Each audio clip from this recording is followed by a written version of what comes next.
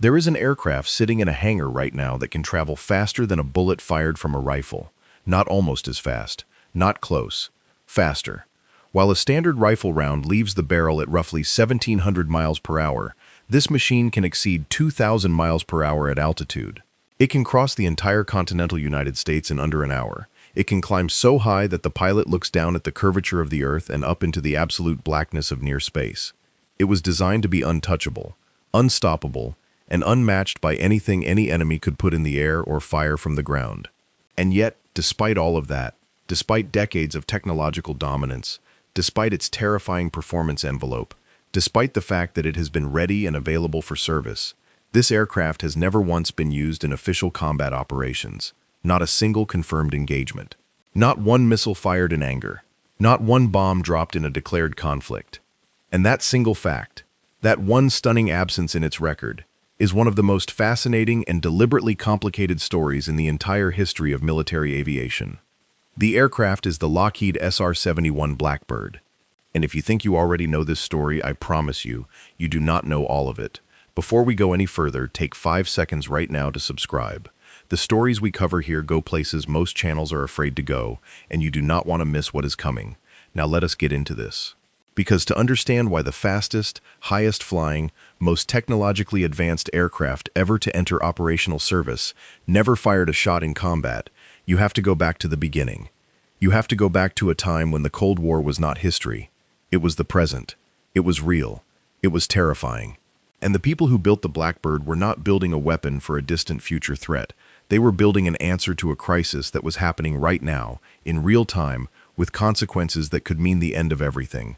The late 1950s were not a comfortable time to be an American intelligence analyst. The Soviet Union had detonated its first thermonuclear weapon in 1955. By 1957, they had launched Sputnik, putting the first artificial satellite into orbit, and proving to the entire world that they had rockets capable of reaching any point on the planet. The fear in Washington was not abstract. It was visceral. American military planners needed to know what the Soviets were building. They needed to know where their missiles were, how many they had, what their readiness levels looked like, what new facilities were appearing in remote parts of Siberia and Central Asia. And to get that information, you needed to fly over Soviet territory. That was the brutal reality of Cold War intelligence gathering in the pre-satellite era. You had to go there. You had to look. And to do that, you needed an aircraft. The CIA and the Air Force had already been flying the U-2 reconnaissance aircraft over Soviet territory since 1956. The U-2 was a remarkable machine in its own right, a glider with a jet engine, capable of flying at altitudes above 70,000 feet, which at the time was believed to be beyond the reach of Soviet surface-to-air missiles. That belief held for 4 years, and then on May 1, 1960, everything changed. Francis Gary Powers, a CIA contract pilot, was flying a U-2 on a reconnaissance mission over the Soviet Union when a Soviet SA-2 surface-to-air missile detonated close enough to his aircraft to cripple it. Powers survived the shootdown. He parachuted into Soviet territory, was captured, and became the center of one of the most embarrassing international incidents of the Cold War. The Soviets put him on trial. They displayed the wreckage of his U-2 for the world to see. They humiliated the Eisenhower administration at exactly the moment a critical summit between the superpowers was supposed to be taking place. The U-2 program was not dead. It continued flying for decades afterward, and it still operates today in a modernized form. But the Powers shootdown made one thing undeniable. A reconnaissance aircraft that flew high but slow was eventually going to be caught. The next aircraft, whatever it was, needed to be not just higher, it needed to be so fast that no missile, no fighter, nothing in any inventory could catch it. Kelly Johnson heard that requirement clearly. If you know anything about aviation history, you know the name Kelly Johnson. If you do not, here is what you need to understand. Kelly Johnson was the head of Lockheed's Advanced Development Projects Division, universally known as the Skunk Works. The Skunk Works was not a normal aerospace company. It was a collection of the most talented engineers and designers in the country, operating under conditions of almost absolute secrecy, given unusual freedom from bureaucratic interference, and tasked with solving problems that everyone else said were impossible. Johnson had already designed the P-38 Lightning, the F-104 Starfighter, and the U-2 itself. He was, without any reasonable argument, the most gifted aircraft designer America had ever produced. And in 1958, The CIA came to him with a requirement so extreme that even Johnson initially questioned whether it could be met. They wanted an aircraft that could fly at Mach 3, 3 times the speed of sound. They wanted it to fly above 80,000 feet. They wanted it to carry advanced photographic and signals intelligence equipment. And they wanted it to survive in an environment where every surface-to-air missile system the Soviets were developing would be actively trying to kill it. Johnson took the contract, and what emerged from the Skunk Works over the next several years was something that looked less like an aircraft and more like an artifact from the future. The project was codenamed Oxcart. The aircraft was designated A-12. And when it first flew in April of 1962, at the Groom Lake Test Facility in the Nevada desert, a place most people would later come to know as Area 51, it immediately became the fastest, highest-flying aircraft ever built by human hands. The A-12 was the direct predecessor to the SR-71. They shared the same fundamental design, the same revolutionary titanium construction, the same extraordinary Pratt & Whitney J58 engines, but the SR-71 was the refined, two-seat, Air Force-operated evolution of that original design, and when it entered service in 1966, it set records that have never been broken by any air-breathing aircraft in the history of flight. Let that sit for a moment. The SR-71 Blackbird entered service in 1966. It was retired by the Air Force in 1990, brought back briefly in 1995, and finally retired again in 1998. The records it set during that operational career, for speed and altitude achieved by a jet-powered aircraft, still stand today. More than 50 years later, no one has built anything faster. No one has come close. And the reason for that, the reason the Blackbird remains at the pinnacle of what is aeronautically possible with air-breathing propulsion, is because of what it took to make the thing fly at all. At Mach 3, the challenges of flight stop being the kinds of problems that engineers solve with slide rules and wind tunnels. At Mach 3, you are dealing with physics that want to destroy your aircraft in ways that are almost difficult to articulate. The most immediate problem is heat. When you push an aircraft through the atmosphere at 3 times the speed of sound, the friction between the airframe and the air molecules around it generates temperatures that would literally melt conventional aluminum aircraft construction. The leading edges of the SR-71's wings could reach temperatures above 600 degrees Fahrenheit during sustained high-speed flight. The canopy over the cockpit reached temperatures hot enough to fry an egg. The fuel in the tanks got so hot from the surrounding structure that it had to serve a dual purpose as a coolant, circulating through the airframe to carry heat away from critical components before being burned in the engines. The entire outer skin of the aircraft expanded significantly during flight, and Kelly Johnson's team knew this from the beginning. They knew that the aircraft they were designing would be a completely different size sitting on the ground than it would be at cruise altitude and speed. So they built it with gaps in the titanium skin panels, gaps that would close as the aircraft heated up and expanded. This meant that on the ground, before flight, the SR-71 literally leaked fuel. Not dripped, leaked. The tanks were not sealed properly at ambient temperature because they were designed to seal themselves once the aircraft reached operating temperature at altitude. Ground crews working around the Blackbird before flight had to be extraordinarily careful around those fuel puddles because the JP-7 fuel the aircraft used was so chemically unusual that it required a special ignition system. You could not light JP-7 with a conventional spark. The engines needed a chemical additive called triethylborane, a substance that ignites spontaneously on contact with air, to get the J58 engines started. Every takeoff of an SR-71 was, from an engineering standpoint, a controlled series of events that would seem almost impossibly complex if you watched them one by one. And yet the aircraft flew successfully for decades. The pilots who flew the Blackbird describe an experience that has no real parallel in aviation. Sitting in that cockpit, wearing a full pressure suit that would not have looked out of place in the Apollo program, strapped into an aircraft that was essentially a controlled explosion, pointed in a direction, watching the Mach meter climb past 2, past 2.5, past 3, and feeling the aircraft settle into what pilots called the cruise, that moment when everything came into equilibrium and the Blackbird simply became what it was designed to be. One SR-71 pilot described the sensation of cruising at Mach 3.2 at 85,000 feet this way. You could see weather systems the size of states below you. You could see the curvature of the Earth. The sky above was not blue. It was dark, almost black. And you were moving so fast that a ground observer would hear nothing until you were already miles past them.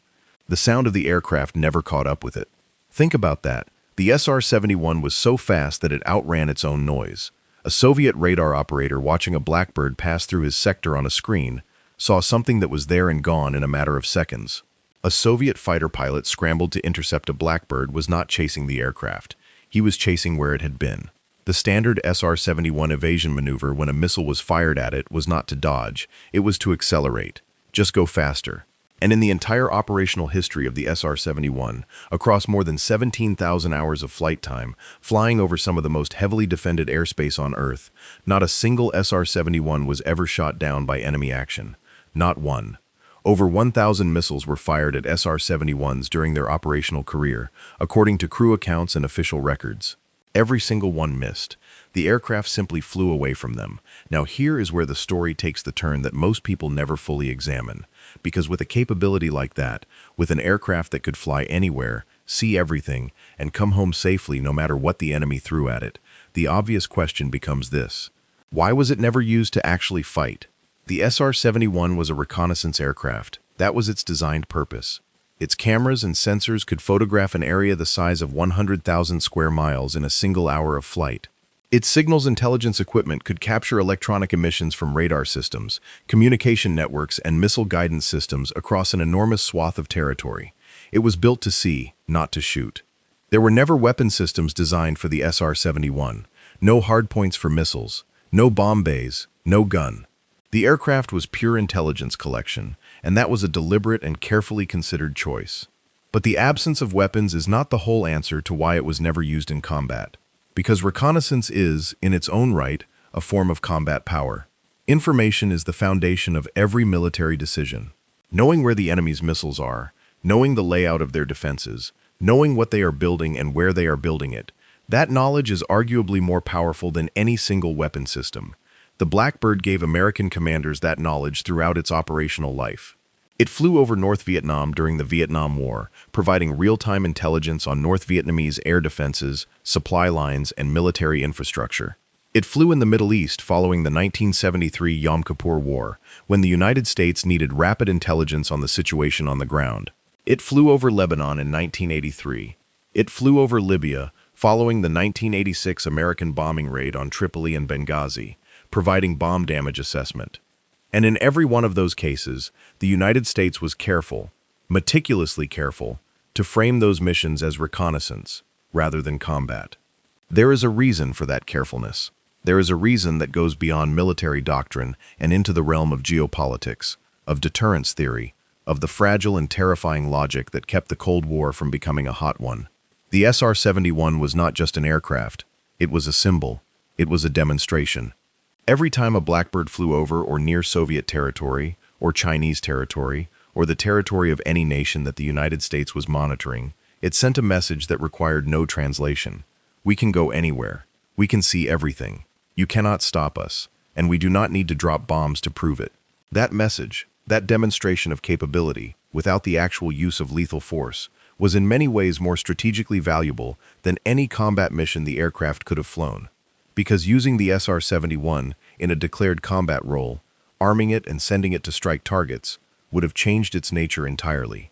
It would no longer be a demonstration of superior capability. It would be an act of war. And during the Cold War, the distinction between those two things was the difference between geopolitical tension and nuclear exchange. The American strategic doctrine of the Cold War era relied heavily on what theorists called escalation control. The idea that you could signal strength, demonstrate capability, apply pressure, and achieve objectives without crossing the threshold into open conflict with a nuclear-armed adversary. The SR-71 was one of the most powerful tools in that doctrine. It could penetrate any airspace without being stopped. It could gather information that changed the balance of knowledge between the superpowers, and it could do all of that without firing a single shot. The moment you put weapons on a Blackbird and use them, you have crossed a line.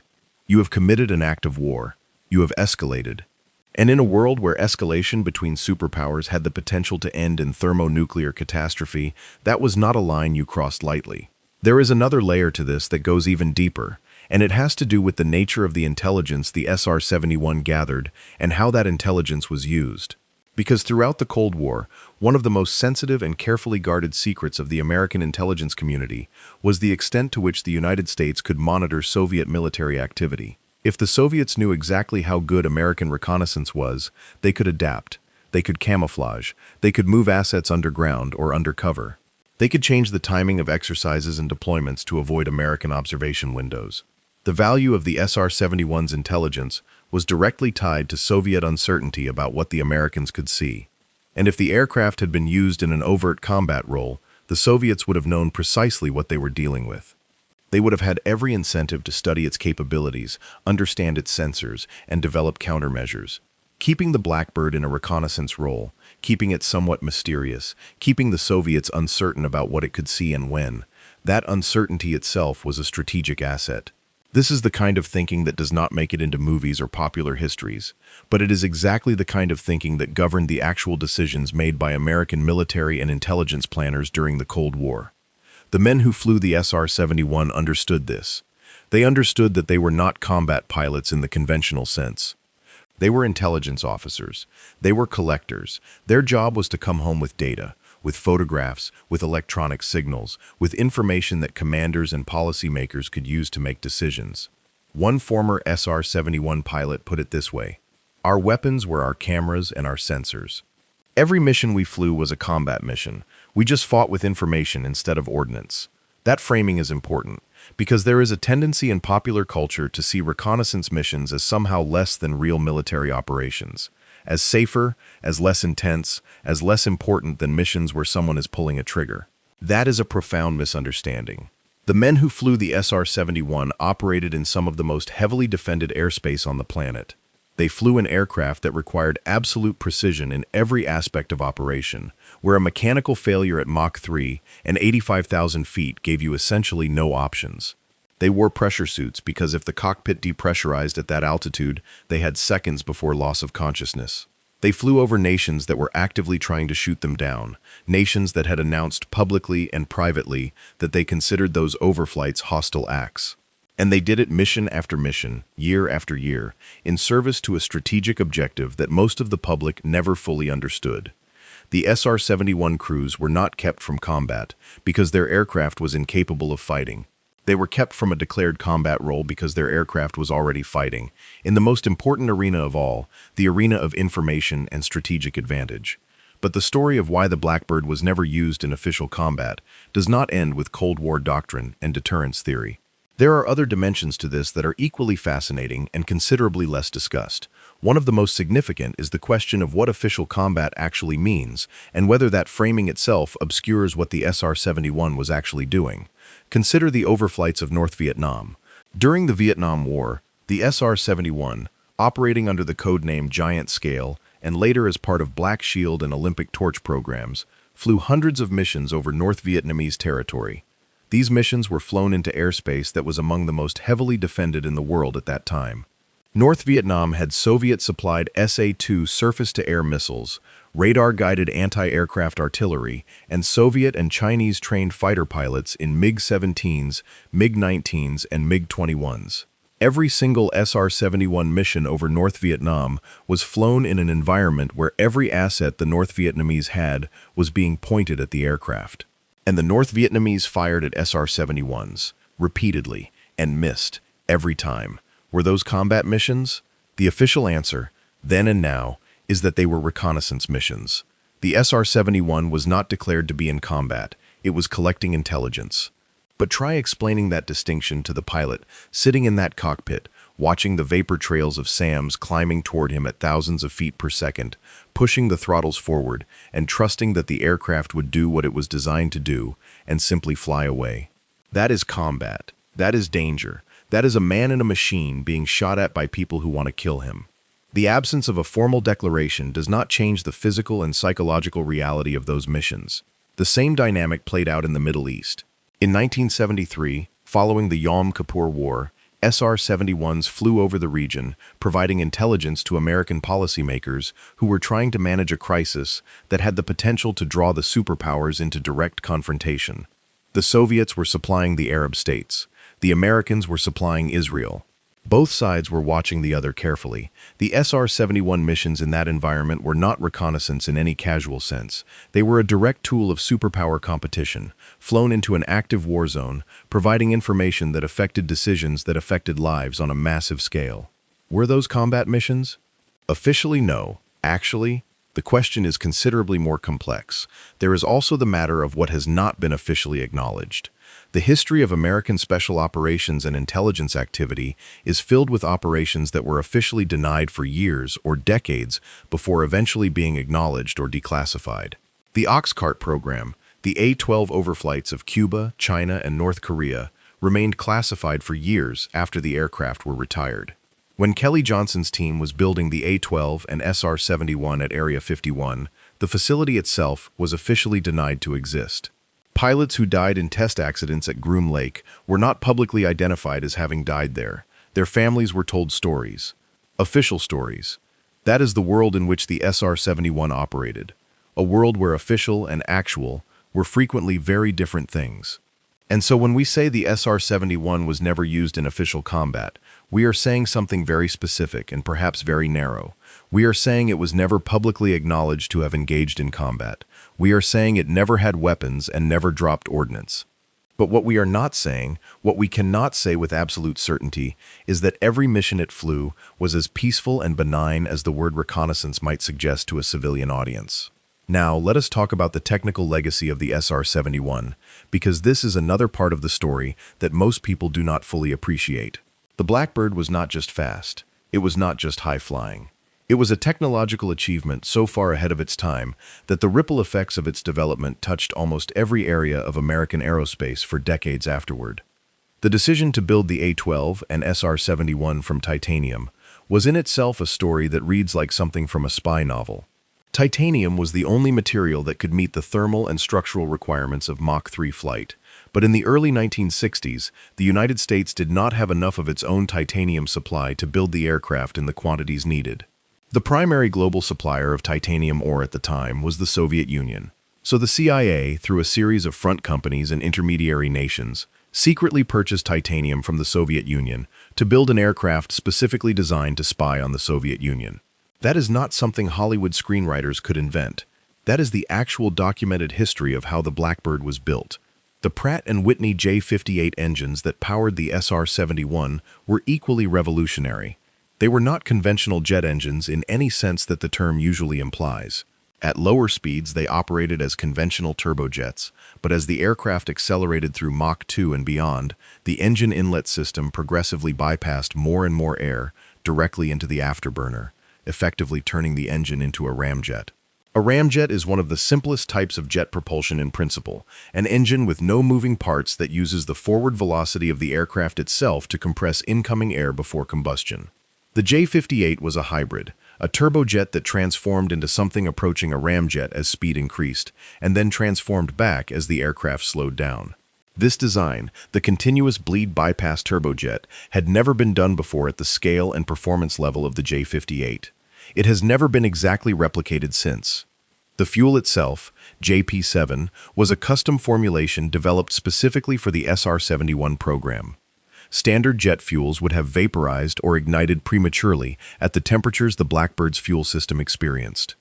JP7 had an extraordinarily high flash point, meaning it required exceptional heat to ignite, which was why the triethylborane igniter was necessary for engine starts, but which also meant the fuel could survive the thermal environment of sustained Mach 3 flight without catastrophic failure. The aircraft's stealth characteristics, while not the focus of the design, were also ahead of their time.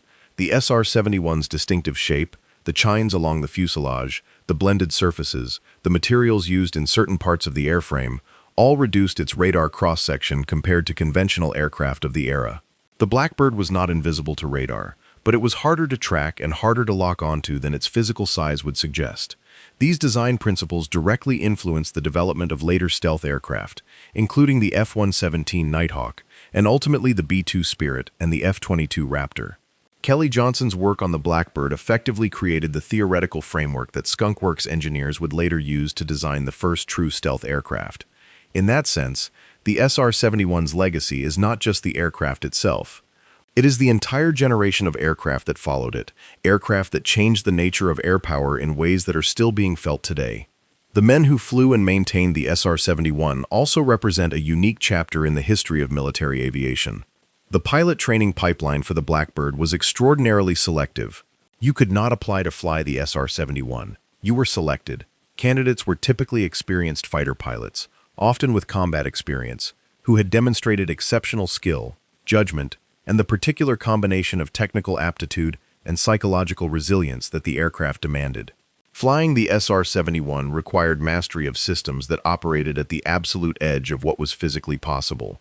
The engine inlet system, which used a series of movable spikes and bypass doors to manage the shockwave generated by supersonic intake flow, required constant monitoring and precise management. If the inlet geometry was wrong, if the shockwave moved out of position, the engine could experience what crews called an unstart, a sudden catastrophic disruption of the airflow that could yaw the aircraft so violently that the pilot's helmet would slam against the side of the cockpit with enough force to cause injury. An unstart at Mach 3 was not a gentle event. It was a violent, instantaneous reminder that you were operating at the absolute boundary of what was survivable. Experienced crews learned to feel unstart coming.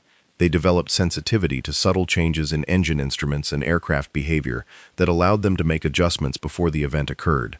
But even experienced crews experienced unstarts.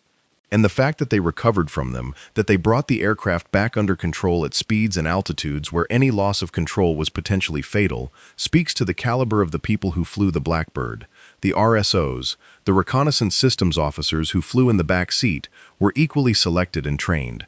Their role was to manage the extraordinarily complex sensor and intelligence collection systems, to navigate with precision at speeds where a 1-degree navigation error translated into miles of course deviation in seconds, and to serve as a second set of eyes and judgment in an environment that demanded constant vigilance. The relationship between pilot and RSO in the SR-71 was in many ways as intense and trust-dependent as any combat crew pairing in military aviation. They were flying an aircraft that had essentially no tolerances for error, in airspace that was actively hostile, in conditions that were beyond the experience of almost any other aviator alive. The bond between those crew members, forged in that environment, was by all accounts something that lasted a lifetime. Now let us address a question that comes up whenever the SR-71 is discussed seriously, and it is a question worth spending real time on. Why was it retired? If the SR-71 was so capable, so dominant, so far ahead of anything any adversary could field, why did the United States Air Force retire it in 1990?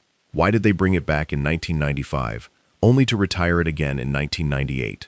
The answer to that question reveals as much about American defense politics and institutional priorities as it does about the aircraft itself. The official justification for the 1990 retirement was cost. The SR-71 was extraordinarily expensive to operate. Each flight hour cost approximately $200,000 in 1990 dollars. Maintaining the aircraft required specially trained ground crews, specialized fuel, specialized equipment, and a logistical infrastructure that was unique to the Blackbird and could not be shared with any other aircraft in the Air Force inventory. The reconnaissance satellites that had come online in significant numbers during the 1970s and 1980s were cheaper per intelligence product than the SR-71. Or at least that was the argument made by those who wanted the aircraft retired. But the satellite argument has always been contested by those who flew and operated the Blackbird, and their counter-arguments are compelling. Satellites, unlike the SR-71, cannot be redirected quickly to cover an emerging crisis.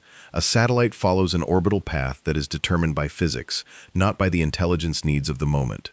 If you need imagery of a specific location right now, and the relevant satellite is on the other side of its orbit, you wait. You might wait hours. You might wait most of a day. The SR-71, once launched, could be over almost any point on Earth within hours. Its responsiveness, its ability to be tasked against a specific target on short notice and return with imagery in near real time, was a capability that no satellite could replicate. This became painfully apparent in the years following the 1990 retirement, when the United States found itself in situations where the kind of rapid response, all-weather, high-speed reconnaissance the Blackbird provided would have been invaluable. The Gulf War in 1991, which began just months after the SR-71's retirement, was one of those situations. American commanders needed persistent, responsive, rapid reconnaissance over Iraqi territory to assess the effects of bombing campaigns and track the movement of Iraqi forces. The satellites were helpful. The U-2 was helpful. But multiple senior commanders publicly stated that they missed the Blackbird. That pressure, combined with congressional action, led to the 1995 reactivation of a small number of SR-71s. 3 aircraft were returned to service, assigned to the 9th Reconnaissance Wing at Beale Air Force Base in California. They flew until 1998, when the Air Force retired them again, this time permanently. The politics behind the second retirement are somewhat more complex and more contentious. By the mid-1990s, the military satellite reconnaissance program had invested enormous resources in systems that were, in institutional terms, competing with the SR-71 for budget, relevance, and the attention of senior military and intelligence leadership. There were people in the Air Force and the intelligence community who had built careers around satellite systems and who had strong institutional reasons to argue that those systems were sufficient. There were also people in the Air Force who believed that the future of reconnaissance lay in unmanned aerial vehicles, in the kind of persistent surveillance that a drone could provide by staying aloft for days, rather than the hours that a manned, fuel-hungry aircraft could manage. The Predator and later the Global Hawk were the future. This argument held, and continuing to pour resources into a 1960s-era aircraft, however extraordinary that aircraft might be, was the wrong allocation of limited defense dollars. The SR-71 community, the pilots and RSOs and ground crews who had dedicated careers to the aircraft, saw it differently. They argued, with data and with operational experience, that the Blackbird's combination of speed, altitude, and sensor capability created a collection profile that no other system, satellite or drone, could replicate. They argued that in a contested environment, where an adversary had sophisticated air defenses and the political will to use them against American reconnaissance aircraft, the SR-71's speed was not a luxury, but a survival requirement. A drone flying at 60,000 feet and 400 knots over a modern, well-equipped adversary's territory was a target. A Blackbird flying at 85,000 feet and Mach 3.2 was not. That argument did not prevail. The SR-71 was retired for the final time on October 9, 1999, when the last aircraft flew to the California Science Center in Los Angeles, where it is on permanent public display. The final flight was made by Lieutenant Colonel Don Watkins and Lieutenant Colonel Barry Waltz, who flew the aircraft from Edwards Air Force Base to Los Angeles in 12 minutes. 12 minutes, a drive that takes over an hour in favorable traffic. That final flight was in some ways the most eloquent statement the aircraft ever made about what it was capable of. Even on its last day, even headed to a museum, the Blackbird was still showing the world what it could do. And then it was done. Let us spend some time on the question of what came after, because the retirement of the SR-71 created a gap in American reconnaissance capability that has never been fully filled in quite the same way. The aircraft that have been proposed, studied, and in some cases actually developed to fill that gap tell their own story about how difficult it is to replace something that was, in engineering terms, simply this far ahead of everything else. The Aurora myth is the most famous example. Aurora was the alleged black-budget successor to the SR-71, a hypersonic reconnaissance aircraft rumored to be operating out of classified facilities in the Nevada desert. Supposedly capable of speeds approaching Mach 6, supposedly using exotic pulse detonation wave engines that produced a distinctive contrail pattern and a rhythmic sound signature unlike any known aircraft, Aurora became one of the most persistent and extensively documented aviation mysteries of the late 1980s and 1990s. Pilots and observers reported strange aircraft. Seismic monitoring stations recorded the distinctive ground wave signature of something moving very fast at high altitude over Nevada and California.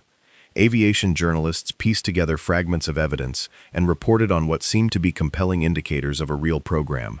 The United States government never confirmed Aurora. The Department of Defense consistently denied the existence of any such program. And to this day, no former Aurora crew member has come forward. No aircraft has been publicly revealed. No definitive evidence has emerged that the program ever existed in the form that was described. It is possible that Aurora was real and remains classified at a level that has survived the passage of 30-plus years. It is also possible that Aurora was a collection of misidentified test vehicles, atmospheric phenomena, deliberate misinformation, and pattern-seeking by people who wanted to believe that the United States had replaced the Blackbird with something even more extraordinary. What is certain is that if Aurora existed and was eventually retired, without ever being publicly acknowledged, it would fit exactly the pattern of how the A-12 Oxcart was handled, classified, denied, operated in secret for years, and only partially acknowledged long after the fact. What is also certain is that the known successors to the SR-71 in the American reconnaissance arsenal, the satellites, the Global Hawk UAV, the U-2 in its modernized forms, are all capable and valuable systems that collectively provide enormous intelligence collection capability. But none of them individually, and arguably not all of them collectively, replicate the specific combination of speed, responsiveness, and all-weather capability that the Blackbird provided. This is not a small observation. This is something that senior military and intelligence officials have acknowledged in congressional testimony and in public statements over the years. The gap is real. And in a world where potential adversaries are increasingly capable of threatening reconnaissance satellites, of developing electronic warfare systems to blind drones, of deploying surface-to-air missile systems that can engage aircraft at altitudes and speeds that would have been science fiction when the SR-71 was designed, the question of whether the United States made the right call in retiring the Blackbird without a confirmed, operationally proven successor is one that defense analysts continue to debate.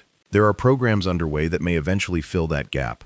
The SR-72, sometimes called the son of Blackbird, has been under development at Lockheed Martin's Skunk Works for years.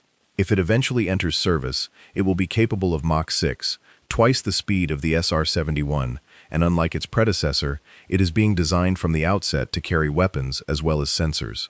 A strike aircraft that flies at Mach 6 and operates at extreme altitude is functionally impossible to intercept with any currently existing air defense system. If the SR-72 becomes real, it will represent a genuine revolution in both reconnaissance and strike capability, and it will carry the lineage of Kelly Johnson's original vision forward into the next century of flight. But as of now, it remains a development program. Whether it enters service, when it enters service, and in what form it enters service, are questions that only time will answer. Let us return to the original question. Because having spent this much time in the details of what the SR-71 was, how it flew, what it did, and why it was never officially used in combat, we should be able to give that question the complete answer it deserves. Why has the fastest aircraft ever built, a machine that can fly faster than a bullet, never been officially used in combat? The answer is not simple. It is layered. It is strategic, political, philosophical, and deeply human. The first layer is purpose. The SR-71 was never designed to be a combat aircraft in the conventional sense. It was designed to be an intelligence collector, and it was extraordinary at that mission. Putting weapons on it would have been possible, but would have required significant redesign and would have compromised the sensor payload that was the reason for the aircraft's existence. The second layer is strategy. During the Cold War, the SR-71's greatest value was not just what it could see. It was what its existence demonstrated about American capability. An aircraft that could fly anywhere, see everything, and come home safely was a strategic asset of the First Order. Using it in a declared combat role would have diminished its strategic value far more than any tactical gain from its use as a strike platform could have offset. The third layer is politics. Every nation has declared airspace. Overflying that airspace without permission is technically an act of aggression under international law, and the United States engaged in a continuous and carefully managed diplomatic balancing act around its reconnaissance overflights. Using a reconnaissance aircraft to conduct actual strikes would have been an escalation that no amount of diplomatic management could contain. It would have been an explicit act of war, with all the consequences that implies. The fourth layer is the nature of information itself. The intelligence the SR-71 gathered changed decisions, shaped strategy, and in some cases prevented conflicts by giving American leadership accurate information at moments when the absence of that information might have led to catastrophic miscalculation. The aircraft's greatest combat contribution was never measured in bombs dropped or targets destroyed. It was measured in crises avoided, in decisions made correctly, in wars that never happened because the people making the decisions had the information they needed to choose a path other than escalation. And the fifth layer, perhaps the most human layer of all, is this. The people who built the SR-71, who flew it, who maintained it, who dedicated careers and in some cases their lives to this program, understood all of those layers. They understood that their aircraft existed in a space where official and actual were different things. They understood that the most important battles are sometimes fought not with weapons but with knowledge, not with force but with the credible demonstration of capability. They understood that flying an aircraft that no enemy could catch, over territory that no enemy wanted them to see, and coming home with information that changed the course of events, was a form of combat as real and as demanding and as honorable as anything that happens when guns are firing and bombs are falling. The SR-71 Blackbird flew for 32 years. It flew 17,300 flight hours. It flew over every major crisis of the Cold War era and several crises beyond it. It was shot at more than 1,000 times and never once hit. It broke every record that existed for speed and altitude among air-breathing aircraft, and those records still stand today.